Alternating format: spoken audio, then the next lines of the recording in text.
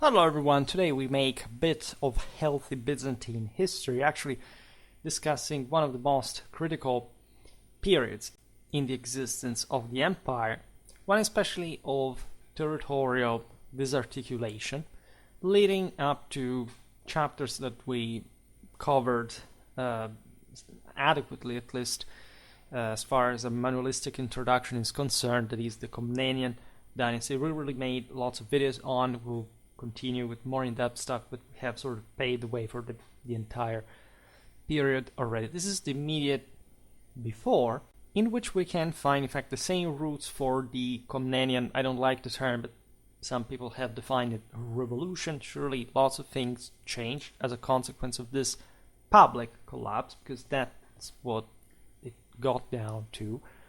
Of course, this had not begun just in this not even 30 years leading up to the rise of Alexios I.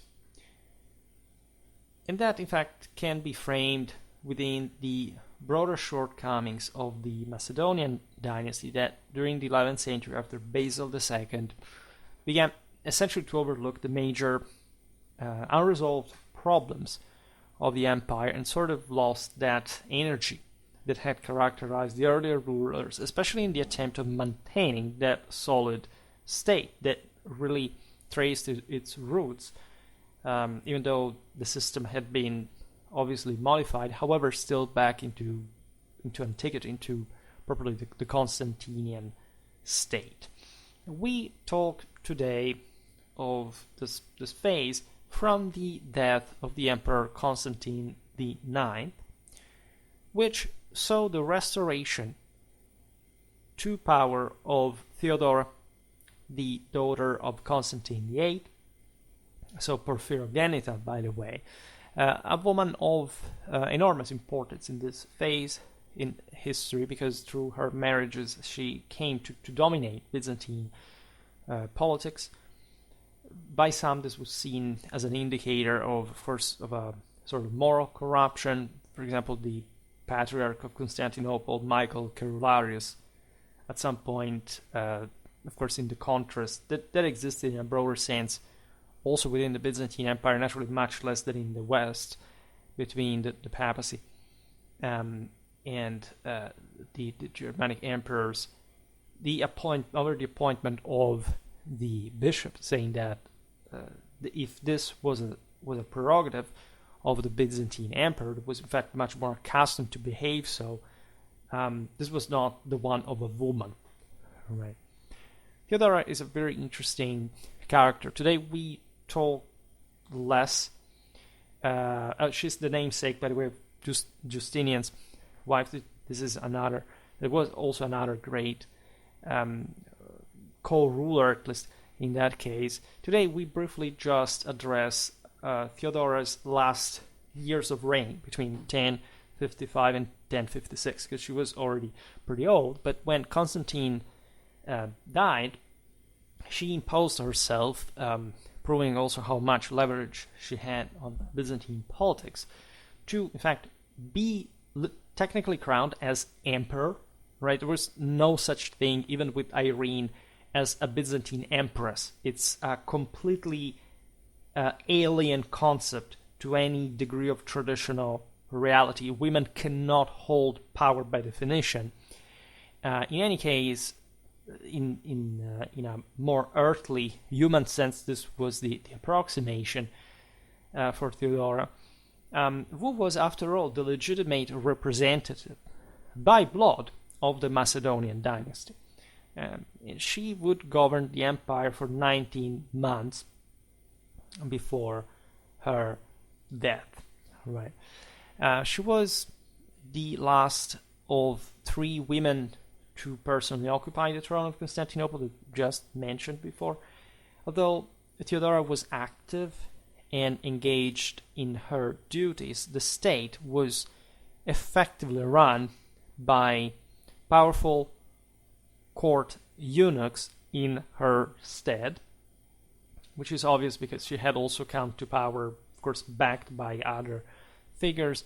The eunuchs, by the way, were a convenient mean to sort of rule without as administrators, as bureaucrats, but also as very powerful people that could not aspire to the throne because they were castrated, and that also, in fact, even worse in this case than being a woman, they, because of the necessity of bodily fitness and just of virility to begin with, could not come to power, could not hold an imperium anyhow. And that's how the eunuchs, as you know, had been sort of created for, especially in this Byzantine custom that we find from a very ancient era. Theodora's passing was followed by a quarter of a century of chaos that deeply, as we said at the beginning, destructured the Byzantine state. At this point, central authority became significantly unstable due to ongoing uprisings, and the empire suffered serious setbacks in its foreign policy, which had their peak in the Battle of Manzikert. That also must, however, be framed a bit more concretely. Because the Byzantine Empire was, yes, very solid, was very centralized compared to most powers out there, and it was really surviving, in fact, as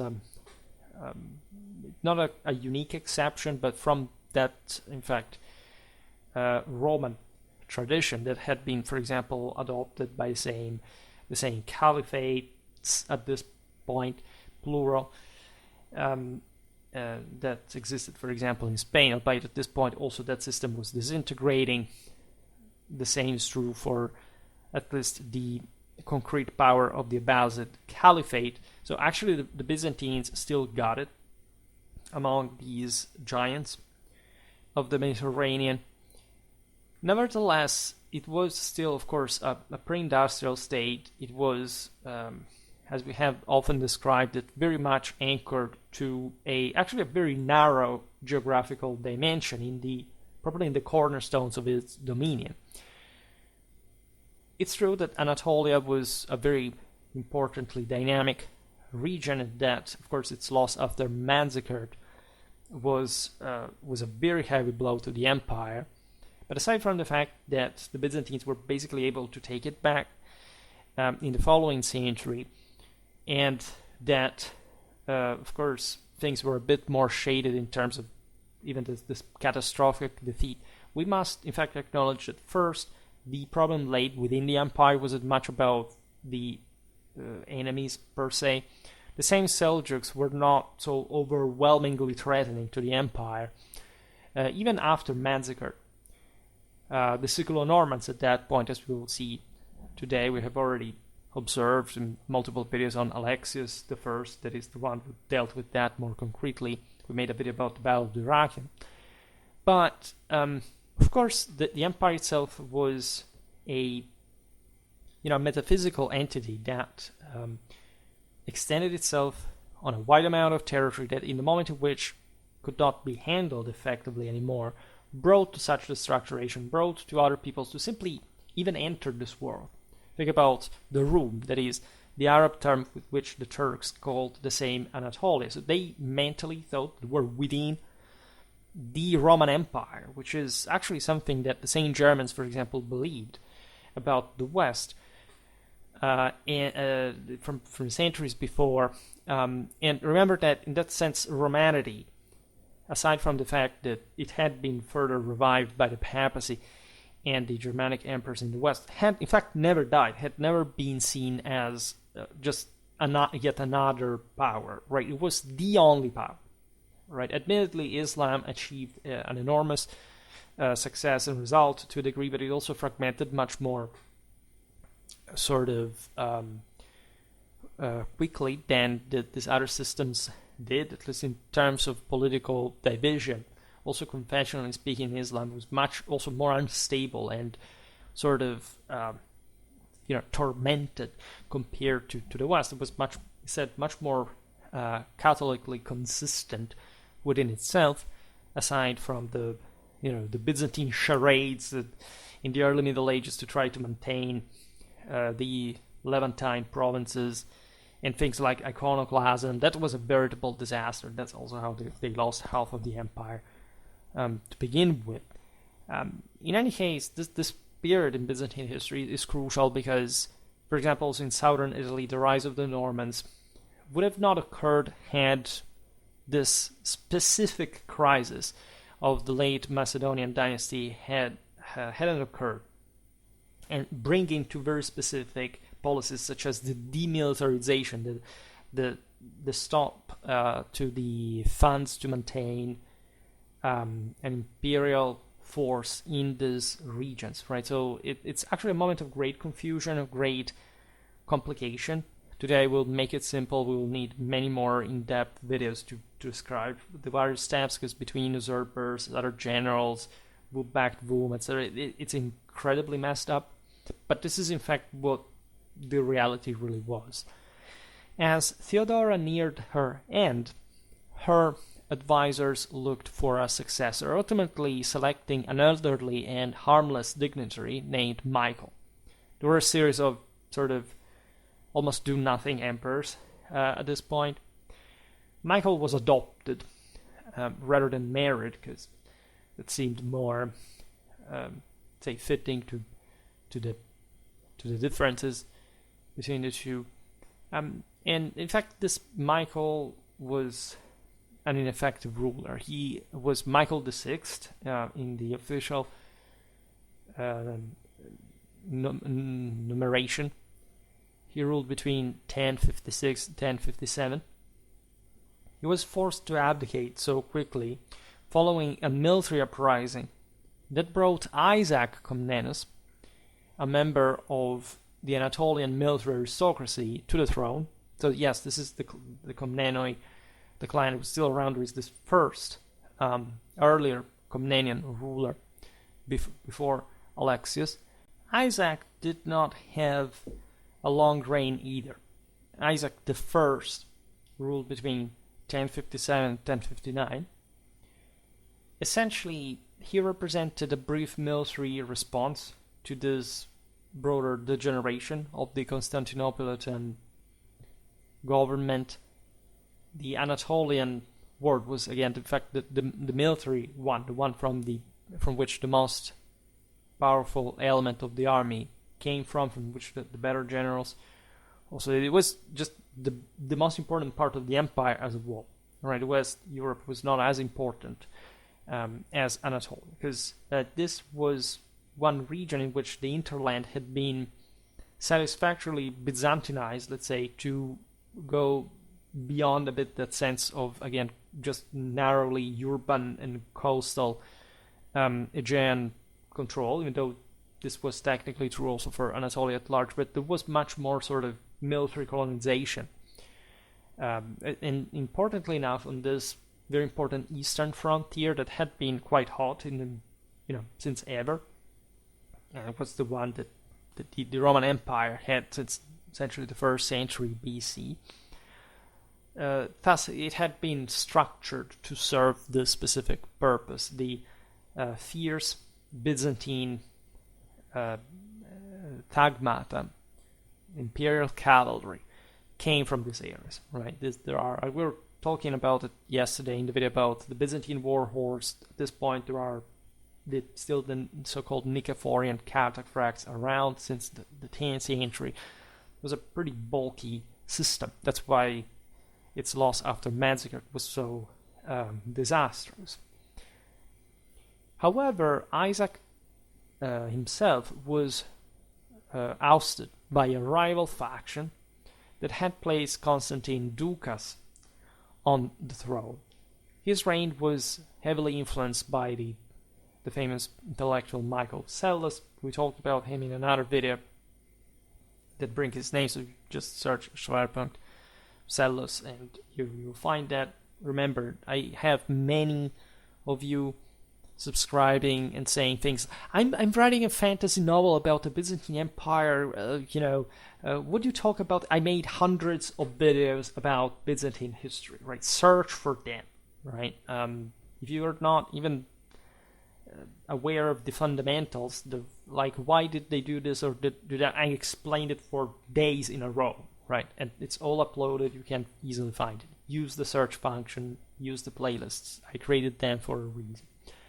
Now, under Constantine X Ducas, the reign was long, bit longer, 1059-1067, who represented instead, once again, the civil aristocracy of Constantinople. The political situation worsened significantly, characterized primarily by financial and military crisis. We have seen how Constantinople had carved for itself a state on its own, within itself. This was a precaution that the Byzantine emperors naturally resided there at such a massive, leviathanic city for the times being, heavily protected by the sea, by the Theodosian walls, by the actual navy of Constantinople was still a very important thing at this point. But this is the problem. They started defunding everything because they didn't have enough resources. Like they had feared provincial revolts. And for this reason, they had created some sort of Constantinopolitan statual army. We'll talk a bit better about this passage that had occurred, in fact, during the Macedonian dynasty. That's why it was such, of course, an attrition with the provincial military aristocracy. That was really another thing. It was the maintenance of public centralized system versus the more sort of privatistic, oligarchic system of the provinces. That's where the komnenoi stemmed from, right? The last strong, energic ruler that had tried to maintain the public system alive with some degree of peasant soldiery, of sort of that old statal model was, of course, the great Basil II. We made lots of videos about him, and we all, including one about the actual cost benefits assessment that is naturally very difficult to make for the time. We don't have very strictly precise data or even major indicators of quantities of the empire. Had some important shortcomings because, of course, a civil aristocracy had to maintain and to enforce such administrative capacities, and during successory crises, this could not easily be done. Right? It's mostly this instability, the lack of iron fist and capacity vision by the side of these emperors that everything started going downhill, because you had the system itself from the within that was opposing himself to you, right? And in fact, this is what Constantine X's reign is about, right? Fearing revolts from soldiers, the government reduced the same size of the army. This was an incredibly momentful point in Byzantine history. We were hinting at this at the beginning. Basically, they literally started defunding the provincial armies, leaving them unable to confront new enemies, consolidating their positions against Constantinople. And this all to maintain power locally. Possibly the sort of the best example, at least, because we're also a bit better informed about the dynamics in the West, is southern Italy. Here we've seen also in that recent video about Byzantine warfare, like the introduction to the broader regional culture, how the empire had actually controlled important cities. Essentially, among the most important in the empire, the best militias actually came from there. Southern Italy was not really structured as a state. There was nothing really unitary about this. It would take the Norman conquest, in fact, beginning exactly at this point, also because of this demilitarization, to recompact the system and its immense really resources, which was one of the reasons why it had cost so much. They started defining it to maintain it in the first place, because it was, of course, a system trying to in part break free, in part being under other people's influence, namely the Ottonians, up to recently the Salians by this point.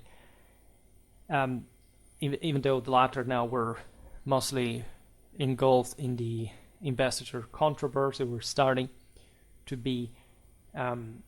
The main issue is the fact that such demilitarization brought to the Norman infiltration and takeover.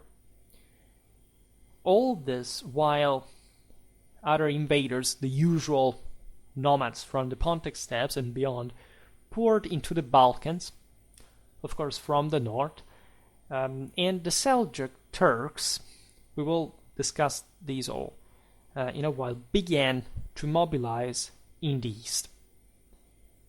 But let's go by order. So Byzantine southern Italy. This had previously managed to resist to the massive onslaught of Germanic emperors Otto II in 982, even though that ended badly mostly due to the Saracen victory inflicted over the Germans that lost a massive amount of noblemen, and Henry II in 1022, following Otto I's attack, faced an irreversible crisis between the mid and late century due to its failure to halt, in particular, the Norman expansion. The Normans' presence in southern Italy is somehow older than we think, as we often describe this. The same Byzantines had used properly Norse troops in southern Italy. At this time, you have still individuals like Harald Hardrada that has collected that massive experience from Crete to Sicily, etc. There are also, of course, a lot of Latin knights. The same Norman conquest of Sicily was actually preceded by Norman service in the Islamic Sicilian forces, some of which in fact opened the same gates of Sicily to them later on. But here we're talking, of course, Byzantine southern Italy. Rather, it's important to mention that because, as you know, to mention Sicily as well, because as you know, the Byzantines had tried to recover Syracuse, maintained a foothold there. They had used actually a pretty strong and robust, qualified amount of force. Indeed, the previous centuries had actually showed how powerful the Byzantine coming back could be. Right, this is true in southern Italy as much as on the eastern frontier, from Anatolia to Syria, and even beyond. At this point, it's over. Like, nobody sends anything, nor the funds arrive. So the Normans are actually already present as mostly contractors, many of which, for example, escorted the Christian pilgrims from, in fact, southern Italy to the Holy Land. We are in the same years of the Seljuk conquest of Jerusalem, which, by the way, did not interrupt, if not very, very briefly, because the same Turks re-allowed, of course, the Christian pilgrims, the arrival of these different, let's say, believers in different faiths.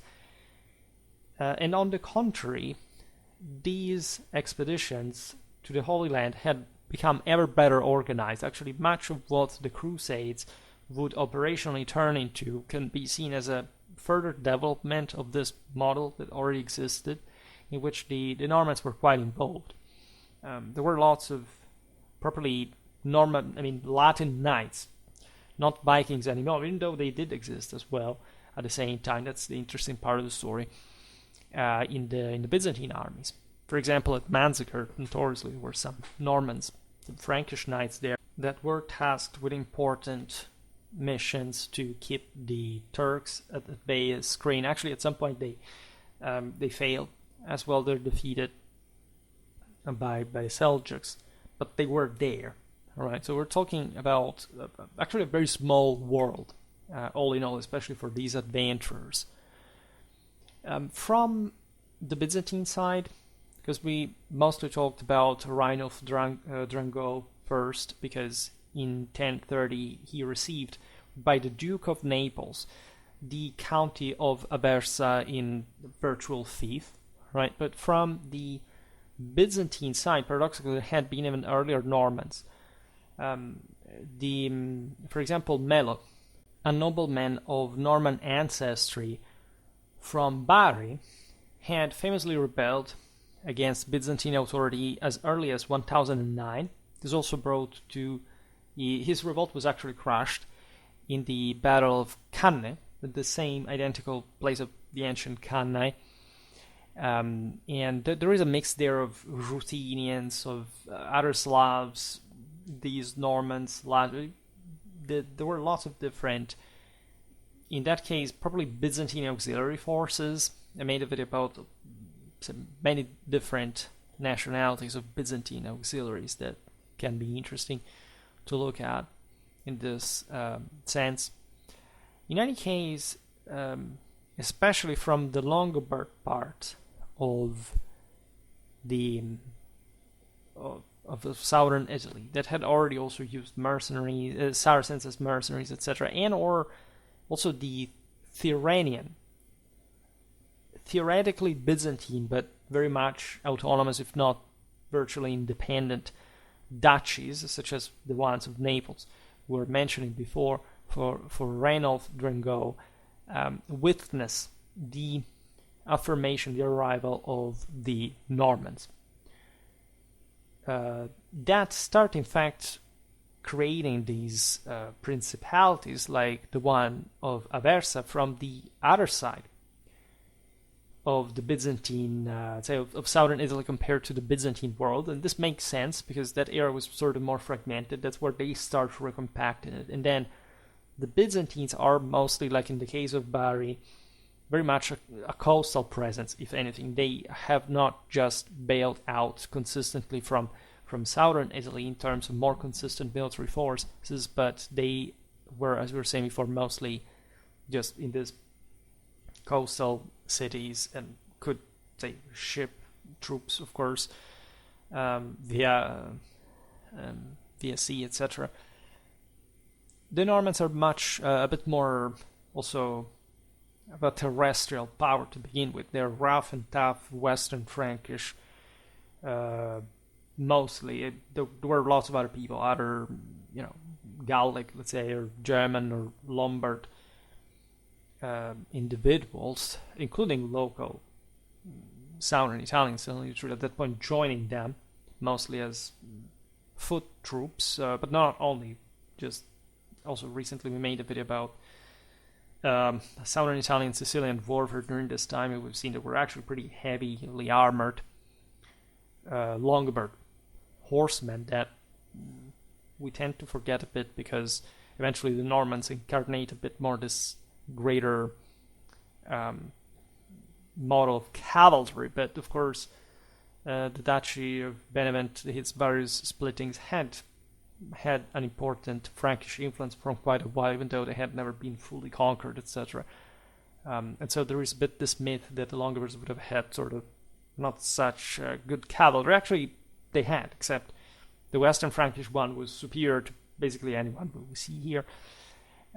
So this Norman success, these were adventurers of some sort. As you know, it was not like a political conquest, right? They were really mercenaries, local groups that cemented their power. Surely maintaining very strong connections with Normandy, later with England, of course, and with the same Byzantine Empire in some cases, just by depending on where they had settled. There were some Norman principalities on the Black Sea, for example, both in Europe and Asia. Anyway, this success drew many other Normans to southern Italy, including, of course, the rising Hauteville family, this actually originally modest clan from southwestern Normandy that would rise to kinghood in Sicily. Now, in 1040, the Normans established a foothold in the very Byzantine town of Melfi. And the following year, against all odds, given their smaller numbers, they repeatedly defeated the Byzantine forces sent at that point against them, because Constantinople had woken up a little bit, in spite of all the issues they had. It's not like they saw Italy as a very, say, central land to their own specific issues, but of course it was a very rich place that it archetypally, of course, materialized the issue of who would control that. I mean, Rome was there. There was another Holy Roman Empire contending for the Byzantine control of the same historically. And these Normans did not seem very, reassuring. In fact, they would rise to be the single most threatening power to the Byzantine Empire in a few decades, with things that, in comparison, like the Seljuks were, innocent lambs. In terms of sheer threat to the existence of Constantinople, like the Seljuks, when they settled in Anatolia, yes, they were kind of threatening, but they could at most send some raiders in the, in the Aegean valleys of Asia. But they entrenched themselves, as we will see now, mostly in the hinterland. They wouldn't be particularly compact. The secular Norman kingdom was one of the, by far, most advanced powers in the world at the time. Immediately, with a very sound administration, very strong military, and great abundance of resources. So this makes you see how, in perspective, the Byzantines had been blind to the potential of this region by living it this way. And when they sent these troops to rebalance the odds, they were beaten. Robert Guiscard, the most famous of the Hauteville, significantly expanded Norman control in southern Italy, and in 1053 he achieved this shocking victory at the Battle of Civitate against the Pope, the Longobards, some Swabian mercenaries, famously enough, that get crushed. Pope Leo IX, that, as you know, was so crucial, we talked about it, he was really the one who had the Gregorian reforms born, like Gregory VII, Hildebrand of Suana was one of his pupils at this point, was captured, which tells you how much the papacy did not want the Normans simply there. But of course this is actually the moment in which that alliance between the actual vassal position of the Normans towards the papacy begins, because of course the papacy decides that after all a southern Italian power could counterbalance the pressure of the Germans in the north that were in fact being contrasted through this incipient investiture controversy. And in fact, on many occasions, aside from the fact that the Normans would arrive to sack Rome, etc., while kicking out the Germans out of there, etc., would objectively balance up things. This is also why at some point the Germans and the Byzantines allied themselves against the Normans and so on. But we will see it in other videos. But the Battle of Civitate is very interesting. It's very important. You find all these military cultures confronting one another. There are the famous Swabian 1.5 swordsmen on foot. There are the Longobards. There is this papal presence, and there is the shockingly impacting Norman cavalry that really, smashed into these enemy lines. It was a very bloody battle, but also an extraordinary Norman victory. In 1059, Guiscard reached an agreement with the Roman Church, which had grown increasingly reluctant to support the Byzantine cause due to the ongoing schism. Essentially, they realized that aside from these other problems with the Holy Roman Empire, the Normans were ideal to prevent a reinvigoration of Byzantine power in southern Italy. The Byzantines had been complete AOs in their history towards the papacy. They had de facto failed at this point, especially to contain the immense spiritual hegemony and capacity of Rome all over the West at this point. This is one of the moments of greatest booming of Western civilization in absolute terms. Like all like the Slavs were getting Christianized. Like the Byzantines got just the worst ones. Rome was taking over everything and given themselves, in fact, that monarchical universal orientation, also from a strictly theological and even imperial to an extent point of view. The Byzantines in the south were just yet another problem, and the Normans could also help in this sense to prevent the Germans to further expand even across central Italy into the south. It was actually a great move from the side of the papacy. I talked about this in some videos, especially showing how crusades had already begun at this point, right? 40 years before, or even way before actually, since a much older time. And we just decided historiographically not to call them like this, but the papacy definitely knew how to move its divisions, even though he did not have any, right? And others would actually obey to them, and that alone tells you that they're massive spiritual control. Now, empowered by papal backing, because this was the actual issue as well, especially in this case, Robert Guiscard attacked Byzantine territories, capitalizing on the substantial anarchy in the government of Constantinople. No better chance. He seized control of the entire Calabria region and continued military operations against the remaining Byzantine holdings on the peninsula, which entailed the control of the straits, the one of Otranto. Then, of course, like the other great goal was Sicily. But I mean, towns like Brindisi, Bari, these were major naval avamposts towards the Levant. They would become the same launch pads against the Byzantine Empire, right? The raids into basically all the Balkan territory, Taranto, you name them, really. So this was a total disaster for the Byzantines, to say the least. Meanwhile, in the Balkans, the Magyars were expanding. In fact, Belgrade, massive cornerstone on the Danube, fell in 1064 to Hungarian forces.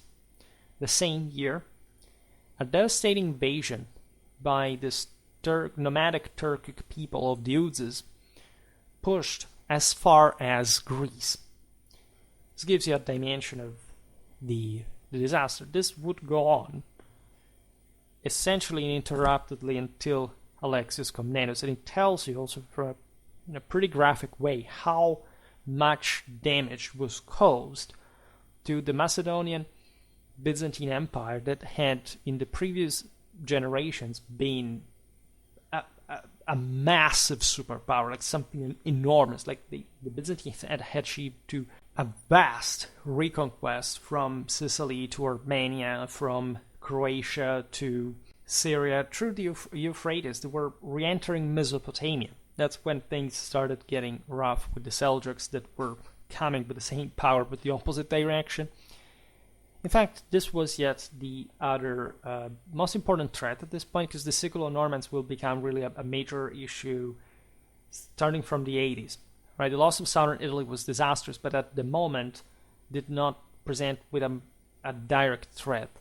The Seljuk Turks, on the contrary, even though objectively their frontier with the Byzantine Empire was pretty far stretched west compared to their mostly Persian base of power, because they were, as you know, they had come out of the collapse of the August Khaganate after having contributed to destroy it themselves, by the way.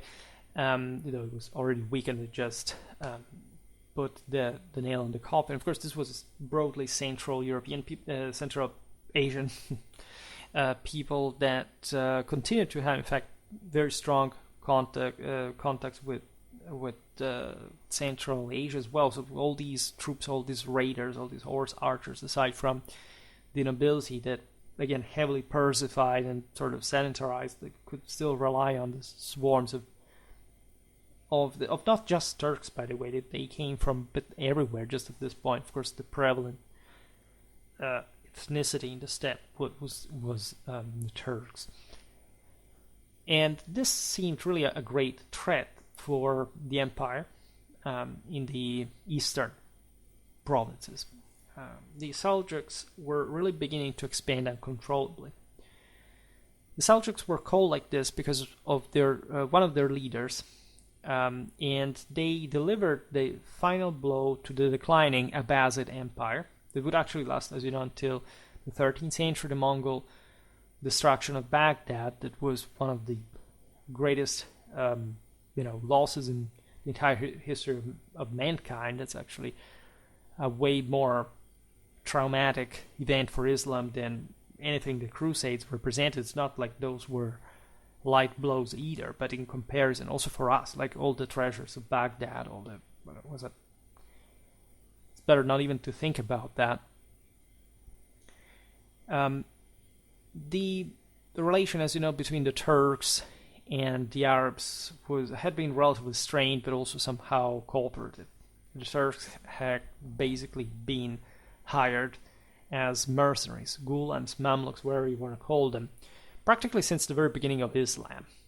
Right, the phenomenon intensified, especially, but not only, in the Abbasid Mesopotamian Caliphate, which was the one that had at least the greatest prestige, the one that truly represented the first, at least most important of those powers that called themselves Caliphate at that point.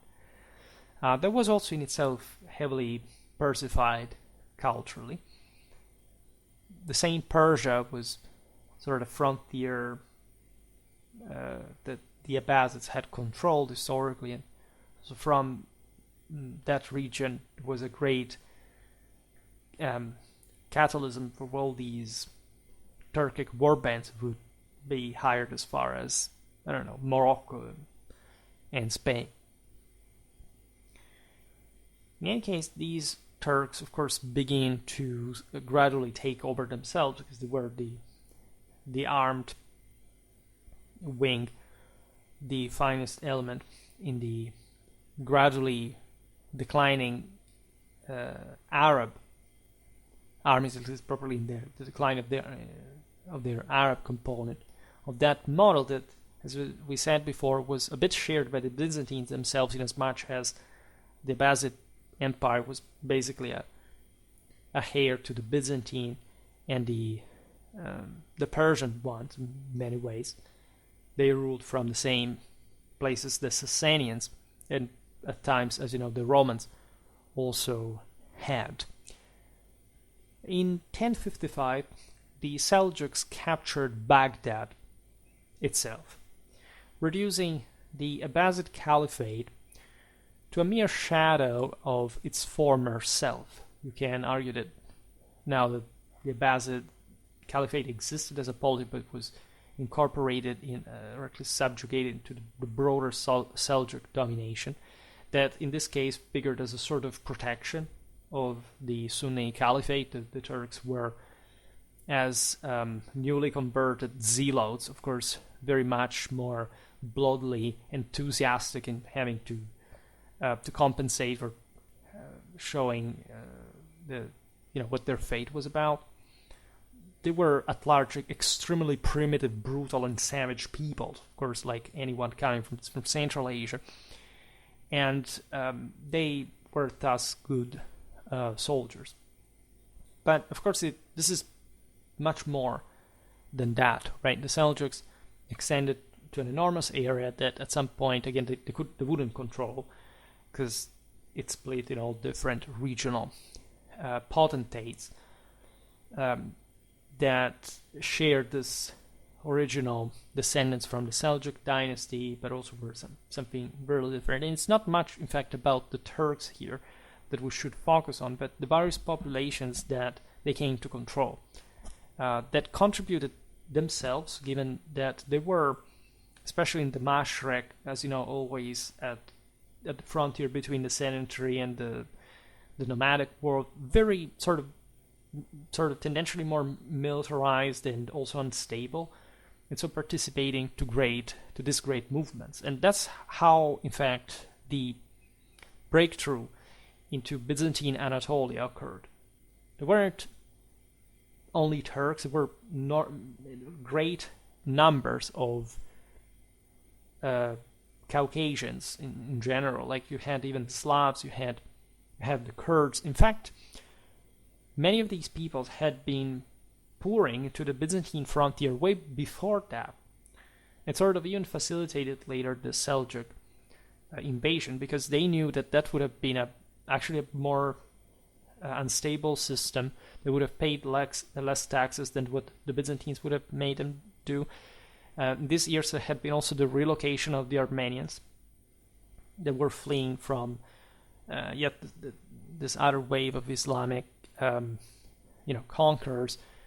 Many of them were settled in Cilicia, and I made lots of videos about this.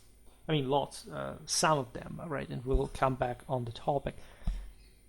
So it's not like just, okay, it's the Byzantines versus the Seljuks. It's something much bigger, as we were saying at the beginning of the video, that we can't also simply summarize in a video so simply and manualistically dedicated to the essentials of the story.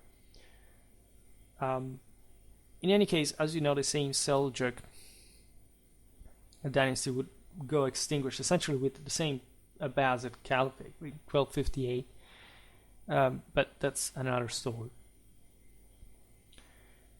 Real power shifted to the of the Abbasid world, so that what had also been the major contendant of the Byzantines in Levant, to the Seljuk Sultan, that, as you know, is essentially a military leader as a title in Islam, and the victors resumed therefore the same Arabs' expansionist ambitions, launching attacks against the empire and annexing the province of Armenia in 1065, an area that, as we were mentioning before, had only recently fallen under Byzantine control, and it was crucial because not just it was very difficult to control it in a broader sense, but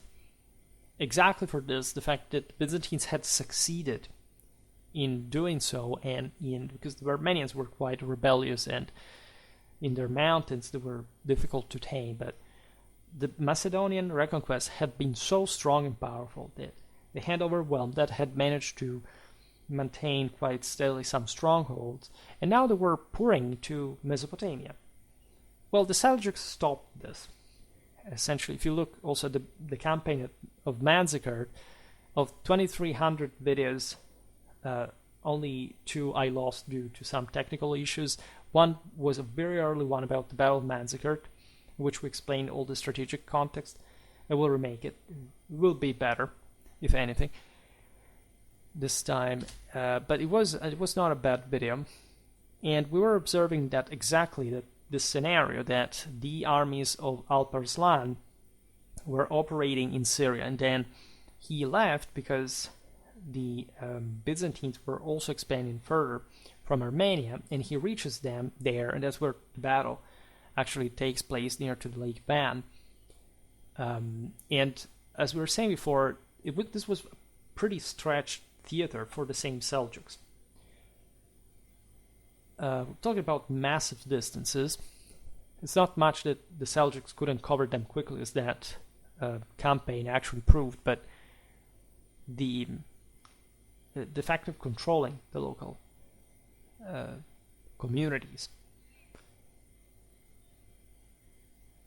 So also the establishment of the Seljuk Sultanate of Rum in Anatolia would produce this paradox that they autonomized themselves very quickly from the rest of Seljuk power, the bulk of Seljuk power, sort of the princely one of Persia.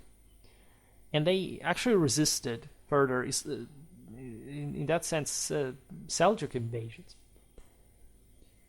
In any case, here we'll talk about it because it happened in a few years, but we have to cover them.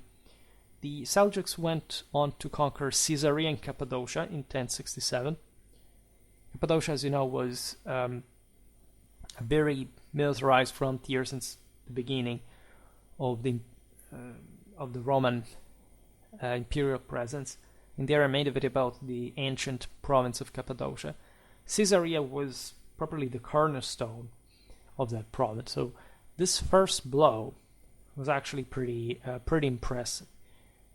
In 1068, the Emperor Romanus IV Diogenes ruled from this year to 1071, and had been essentially a general elevated to the throne by the imperial widow Eudocia, who subsequently married him, gathered an army primarily comprised of mercenaries, including the Pechenegs, the aforementioned Uzes, the Normans, the Franks, to confront the Seljuks, and so to get it over with. At that point, the same Seljuk,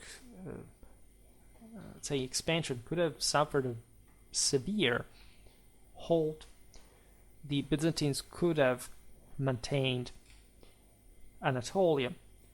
The campaign began with promise, actually, because the Byzantine army was pretty big, and from the various negotiates that took place between the two armies, it's clear that the Turks were not feeling particularly safe about the whole thing. They were actually playing here in a typically Turkish way, not to show where their actual position was, harassing the enemy, but not knowing whether Alparslan was there or 500 kilometers away.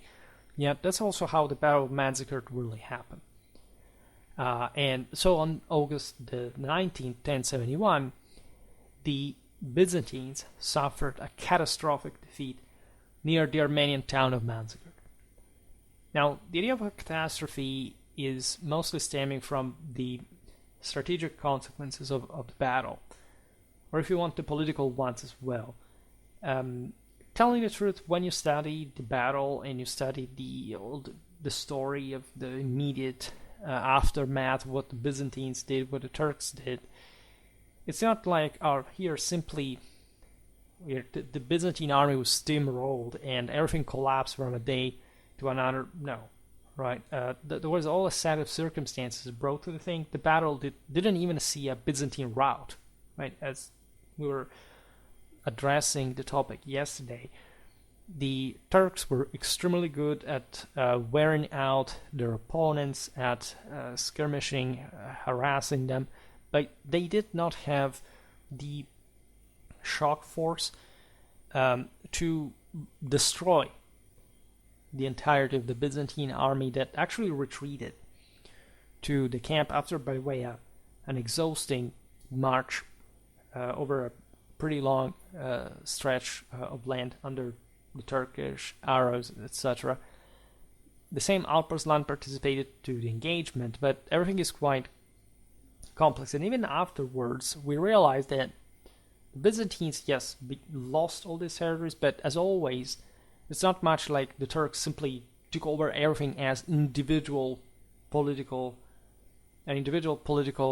force, right? It was, if anything, like the local communities, others that had been pouring in, and others that would keep pouring in from many different places, that caused this de facto loss of truly like the entirety of the Anatolian hinterland.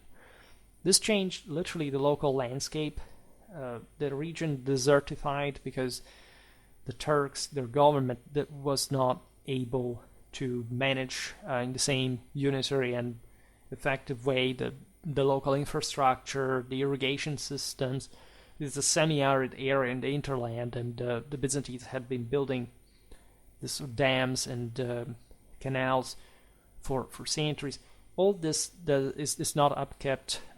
The settlers are much more primitive, backward peoples. They mostly live out of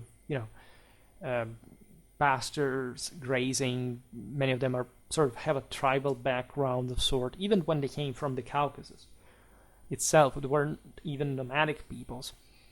And even though, indeed, the Battle of Manzikert is historically significant, as it signified, this is the point, it historiographically signified the collapse of the empire's military might, and in some ways it was interpreted as marking the beginning of the decline of Constantinople, rendering it allegedly unable to resist Turkish expansion, which would ultimately lead to its downfall.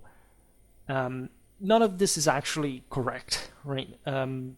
Because essentially, yes, the blow was very heavy. They lost the entire region, as we've seen. There was all that manpower, especially connected. Also, the Turks themselves, just as for the infrastructures, could not simply replicate in the same way. But in less than a century, the Byzantines had basically reconquered everything. If it hadn't been for Myriokephalon, that also wasn't yet Manzikert number 2. No, they went on fighting for years after the Byzantine defeat of Manzikert. Frederick Barbarossa receiving that letter from both the Sultan of Iconium and Emmanuel Comnenus saying that they had won. Also, in that case, it's much like a general exhaustion than one strike that takes everything or whatever. The same, by the way, is true for later powers. Like, you can't really say that these battles brought to the Byzantine downfall. This is evidently not true. There are people saying that if the Byzantines had concentrated, even after the reconquest of Constantinople from the Latin Empire, as late as that, towards Asia rather than Europe, this may have survived. It's very speculative in many ways, but it is a possibility. The Byzantines were always the stronger power in the region, at least until the 13th century. Even after that, it's not like the Ottomans had to rise or had to conquer Constantinople until, especially at the beginning of the 15th century, the Ottomans could be simply wiped out. It was simply decided by the Westerners. It was simply decided that for now they were not so threatening. Until the 30s of the 15th century, there wasn't that awareness that Constantinople could simply fall. That simply, and even the 1453 siege was not just simply signed, aside from the fact it was literally the Greeks that opened the gates to the Turks to go against the Westerners. Not much of a deal, telling the truth. The battle was hardly fought, and things could have really gone, even in that case, in a different way. And at some point too, like the Westerners could easily, or at least like they had very strong potential and capacity and possibility to retake Constantinople just after 1456, right, the siege of Belgrade. So this determinism is unhealthy. It's not really true that the Turks were the strongest, terrible foe. No. The Siculo-Normans were, at that point, at this very point, by the time of Manzikert. Of course, Manzikert had that skyrocketing because the Siculo-Normans were profiting from that defeat. But it's not like, again, the Sultanate of Rome was a threatening offensive power for Constantinople. They didn't have the means to do much against Constantinople. That always maintained the coastline, right? That was the limit culturally that the Turks had, like the richer valleys on the Aegean with the fortified cities connected to Constantinople through the fleet, etc., were an object of ravaging, yes, by all these murderers, brigands, like what are essentially Turkic horse archers. It was a very much anarchic thing. Like the Sultanate was split in so many different lordships. But they can't conquer them. They can't do so only when the empire is sort of broken. At this point, it's not broken. It's about to break, especially because of the Normans. Guiscard wanted to conquer Constantinople, and it could have even happened, even though he didn't go as close as, say, I don't know, Henry VI or Charles of Anjou in other times. That was also a very important advantage that the Byzantines retained, the fact that the internal markets of Anatolia had to sell to the valleys on the sea, and so that somehow still connected that world to the periphery, the rich periphery. In part, there were also other forces occurring, such as the coastal towns trying at times, think about Trebizond, say, to autonomize themselves, but we'll see it on another occasion. And that's what pushed, in fact, the same Byzantines to reconquer the hinterland, not just because it was so, it had at least been so well Roman back in the day, but because by retaking that, there weren't also in the surroundings particularly threatening forces, right? Anatolia has this very complicated eastern frontier that is difficult for anyone to simply break, right? And in fact, also the same Turks have a relatively lesser impact there as a people.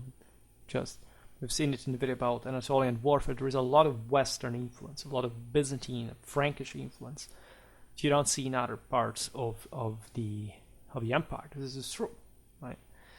The Ottomans were literally born in the Marmara Sea. I mean, those were essentially Western areas since ever. Meaningfully enough, however, at Manzikert, the emperor Romanus was taken captive. This was an incredibly humiliating and possibly the worst aspect of the battle. This also facilitated the enactment of the Turkish requests. This is why, upon returning home, among the other things, the mere fact of having been so ignominiously defeated, Romanus was blinded by supporters of Michael VII, who ruled between 1071 and 1078. By the way, the fact that there had been a betrayal at Manzikert is just fiction, or at least we do not have the palest idea of what happened in that context. If there had been anything like that, but it's not, we don't have the certainty or even the simple evidence regarding an otherwise fairly well documentable battle concerning such eventual political issues that surely can exist within an army. Michael VII ascended the throne during Romanus' captivity, and he died shortly thereafter, after having, asked for pardon for his sins. Like his wife actually was granted the right to give him a public funeral, but he had, of course, disgraced himself, and the Byzantine usurpers had always been pretty quick to blinding, closing to monasteries all their rivals, and we know how it worked. Now, in the same year of Manzikert, on April the 15th, Bari fell to the Normans under Robert Guiscard after 3 years of siege. This was yet another ominous moment, as Bari was a very Greek city, broader cultural sense. Yes, it is true that the hinterland was always Italic, and that, in fact, the Byzantines did concentrate themselves, even with this level of medieval Greek coming back. In fact, actually very few and still traceable Greek languages that people make a huge deal of without even considering much larger, more important historically communities like the Albanian one in southern Italy. Those were refugees from the Ottoman invasions. Was actually a result of this medieval coming back, exactly during the Macedonian era. And Bari historically was also historically an Hellenic colony in ancient times, etc. It was an important big center. The fact that this fell to the Normans really was a great symbol of that Byzantine decadence. As we have seen today, Bari had already rebelled to the same Byzantines themselves under Melo, and not much because he was of Norman ancestry, but because, of course, the local Byzantino-Italic oligarchies, regardless what language they would speak with imperial officials, were actually pretty independent-minded, and they sort of wanted to autonomize themselves.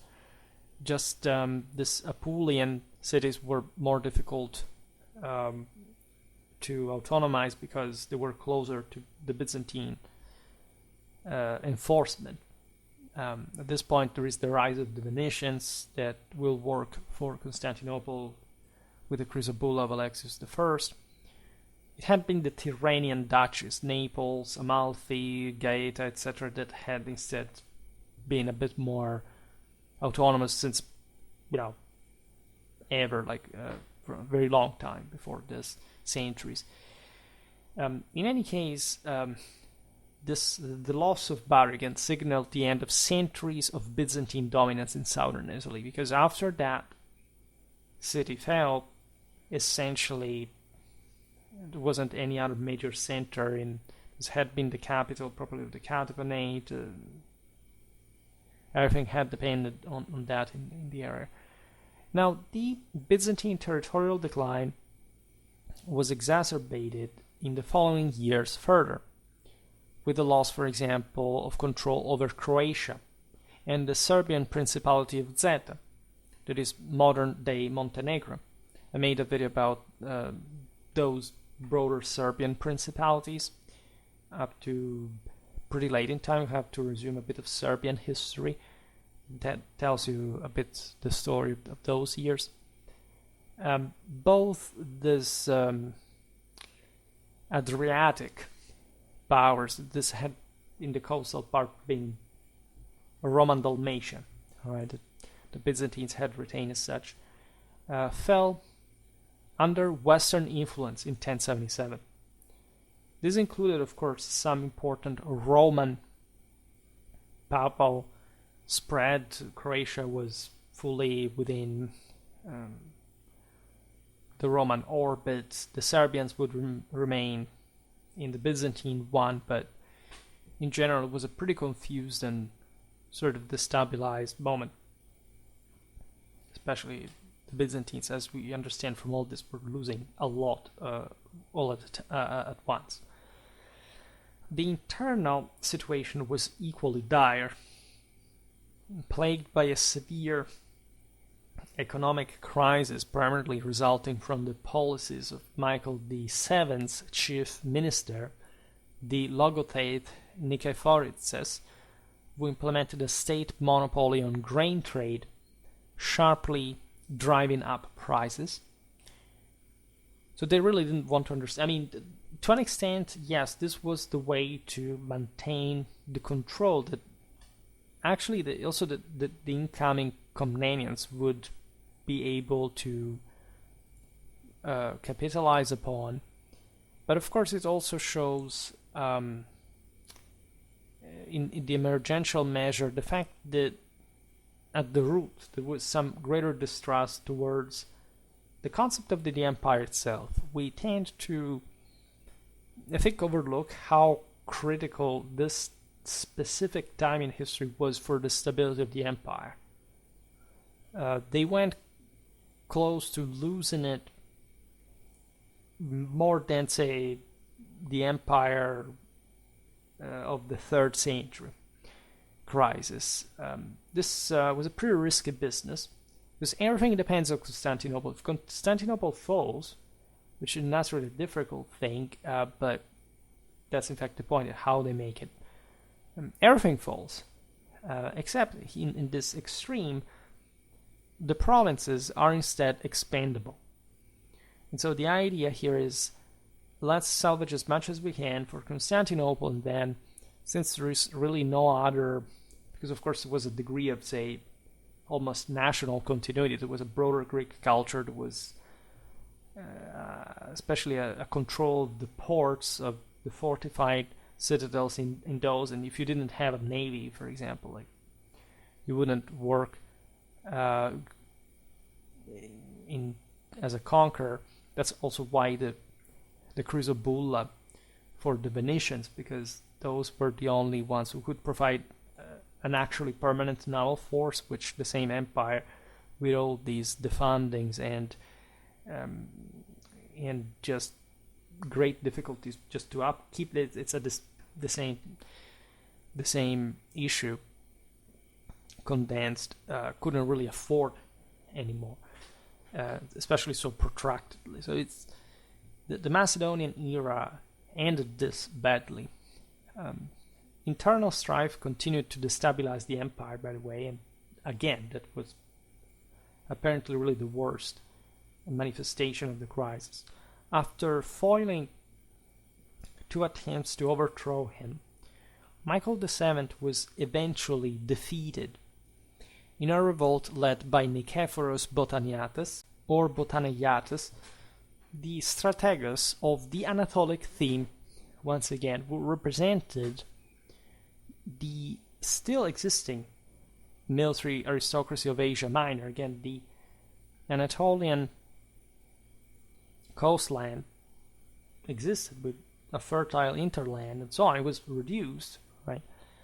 But these were the people who were also pretty annoyed by what had happened in general and by this party of mostly civil aristocrats that did not really feel as much as these soldiers how critical the entire situation was. In fact, it's as if that's how also the Komnenian takeover manifests, like it's a sort of military takeover for martial reasons of order, compactness in a moment of a literal existential threat for the empire. And so this, Nikephoros forces Michael to retire to a monastery as usual.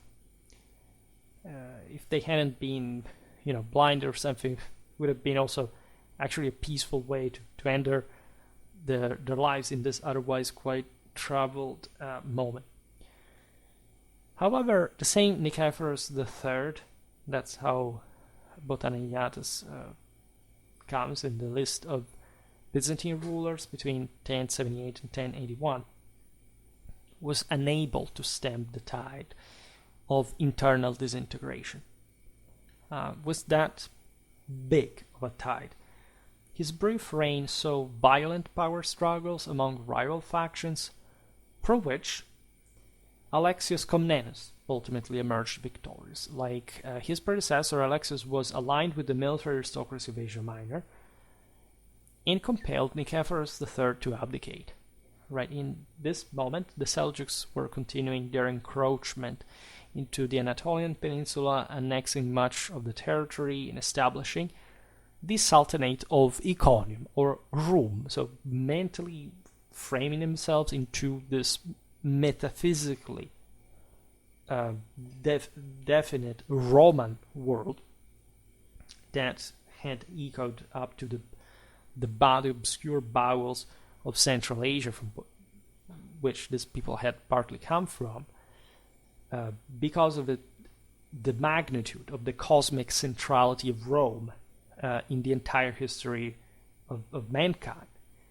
And this is an incredibly underrated aspect. Consider that, of course, the people that lived there were still Romans. I mean, it's not like the Seljuks invaded and killed everybody. They were just searching somebody to rule over. And in fact, we have observed in that video about Anatolian warfare these centuries that, of course, there was some Byzantine militia that remained in the Seljuk armies, and just it's not like the coastline is that far away. I mean, the Byzantine world is still there, and So you have Turkish lords instead of Byzantine ones, but still within a Byzantine one. That's why this is also called the Sultanate of Rome.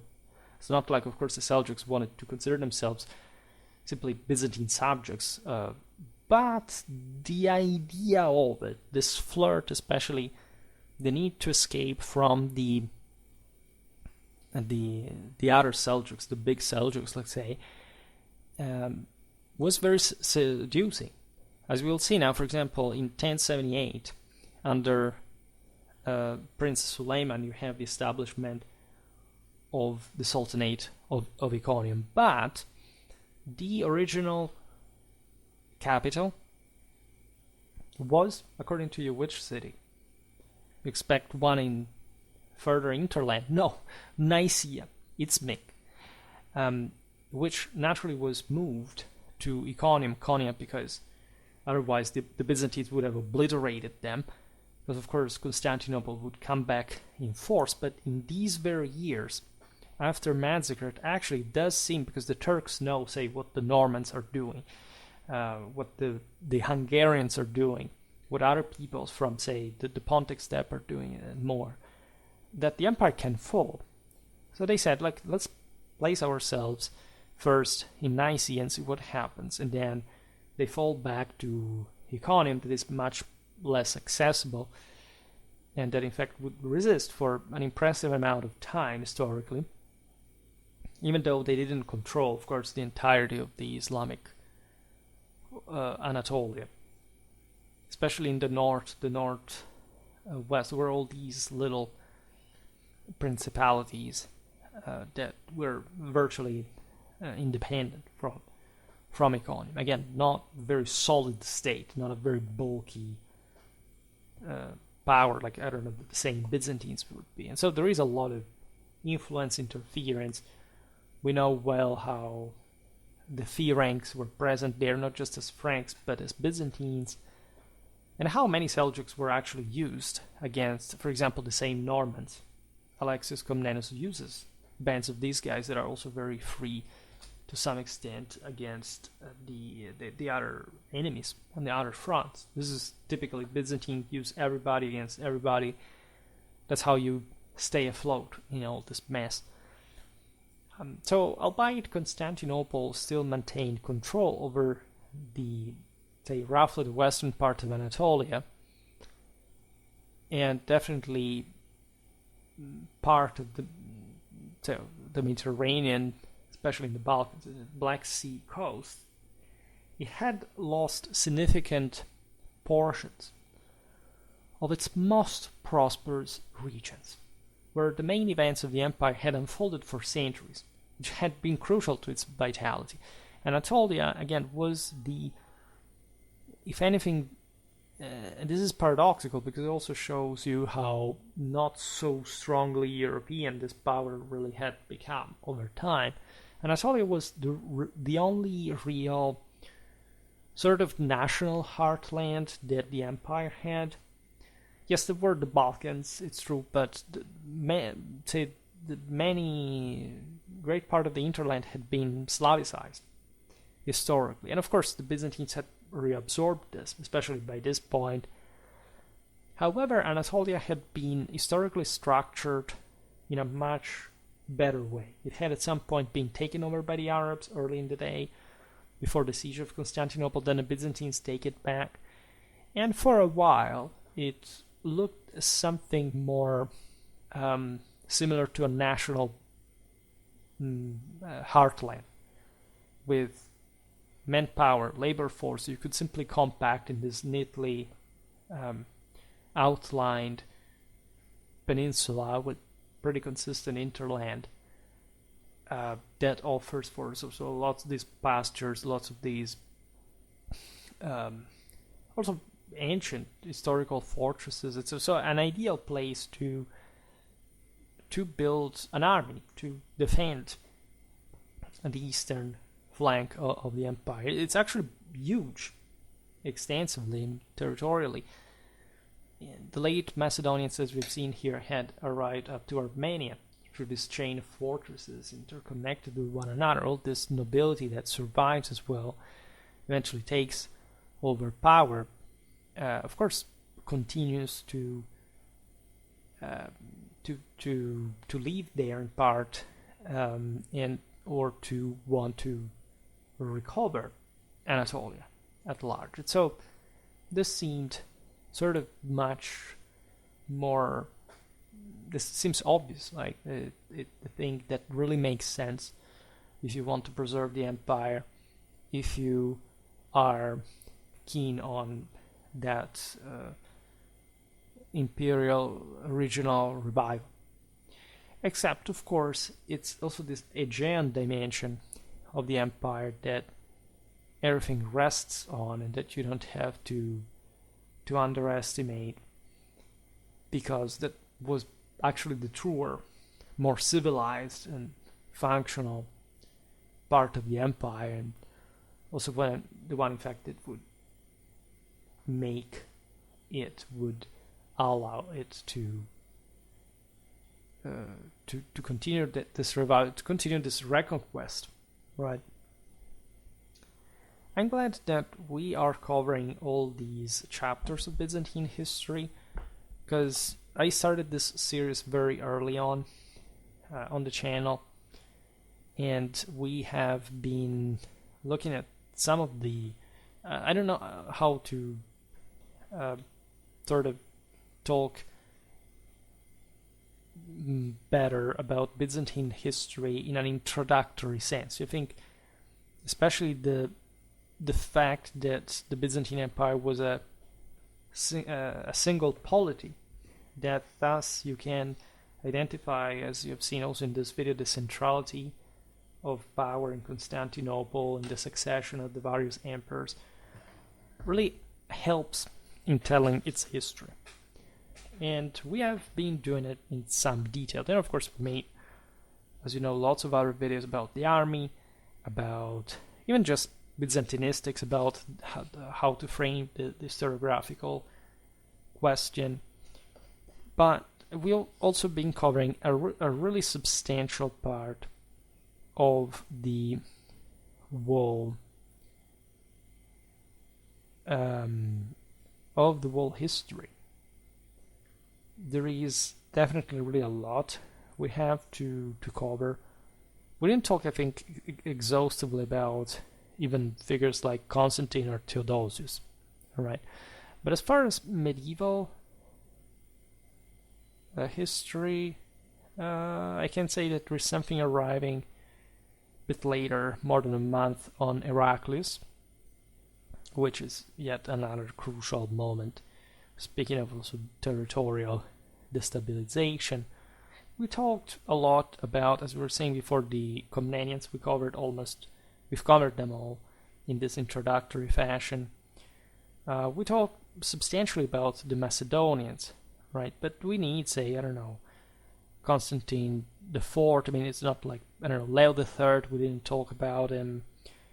Constantine V, the Iconodual restoration, the second iconoclasm. These are all things that, well, actually, I think we talk about the second iconoclasm, if I'm not wrong, but these are all topics that eventually open up to the Macedonian era, and we talked about this extensively. And if anything, there is still something, especially in later Byzantine history, we have to cover, but we will at some point finish it. And so that's also yet another branch of the cycle that is completed. We unlock everything.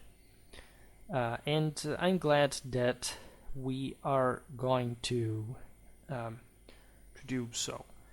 Byzantine history is always fascinating. I know that in some content I try to point out how underestimated Western history paradoxically is in comparison to the Byzantines, which if I had said, I don't know, 5 years ago, everybody would have rebelled to. But I think nowadays we understood that we sort of hyper-magnified the Byzantine Empire, and we sort of legitimately, I mean, in absolute terms, there are so many reasons why you want to do that. But when it comes to an instrumentalization saying, we hate the West for some reason, so the Byzantines were better, and trying to prove how this would be allegedly true, and you don't even see what actually happened to the Byzantines because of the Westerners, not because the Westerners were savages, on the contrary, because we were already far more advanced by that point, because as you see also from a video like this, there was a very severe issue with the entire stability of the system, given its nature. I mean, this is an odd empire. The idea of having a single center that basically sums up all the rest, right? And basically cancels every autonomy of it. It sort of enforces this sclerotic idea of itself, refuses any further change, and ultimately falls. Like it has some issue, right? In spite of the greatness of this power, this is the thing that really makes you think the most, that this was also at the same time a highly successful system. It wasn't just like a failure. It was, however, a failure in comparison to others, and you can argue just to the West, but still making the point of it all. And many people distrust this vision because they've never been told the reason why. They're habituated to victimism, they're habituated to pointing fingers, finding scapegoats as sort of strange, simplistic stories, but they do not really explanations. They don't really see how history is made of this clash. That this is not an isolated system. It lives into somewhere else, and in this competition, things eventually took a turn for the worst that were evidently connected to somebody else's greater success. And one must understand how it happened, especially when you have been fed the notion that allegedly the Latin Germanic West were savages or strange people. Where there is no other space in the Catholic world. Know that the official name of the same Orthodox Church is Catholic, if you don't know that. And in fact, if you do not understand this, that every power comes from God, and why this system declined is connected with it, well, I think it's a bit difficult to understand history. And especially also to be morally consistent with yourself to begin with, because I think that that's what history ultimately gets down to. When you begin studying it, it's mostly just like brain shocker, like myth busting, etc. Then when you start consolidating on something more consistent, well, things start looking differently. And they do, because indeed they are as they are real, which is a very important stage of what you must consider being reality. If you live, we live in a world in which I think there is an alarming rise of people who say, "How do you know that history is true?" Right? They don't even realize how we know how history is real, and how we can objectively assess that. And people have issues with that. They don't care to hear because they feel threatened by that. On the contrary, if you give them standards, if you give them a place to stand on, they will start freaking out, because it will start showing them in which dire situation they are, and how you can't simply invent whatever you want, make up, fabricate, distort, which is actually a symptom of mental illness. And many people are actually invested in that, like creating an alternate world in which they think they are the heroes without merit, without having done anything, self-proclaiming them. So reality is going to run over you like a train, and it's the ultimate price to pay for that sin. In any case, for today I stop it here. We will keep talking about the entire issue we described today, and the period, the incredibly more complicated story than the one that I just gave you, especially about the internal issues of the connections of the various. I don't know. Isaac I Comnenus was, for example, a former general Basil II. There are some similarities in this. Well, anyway, for today, just hope that you enjoyed this video. If you did, please share it. Otherwise, leave a like or subscribe to my channel if you're interested in my upcoming content. As always, I thank you heartily for listening to me. I wish you a nice time and see you next time. Bye.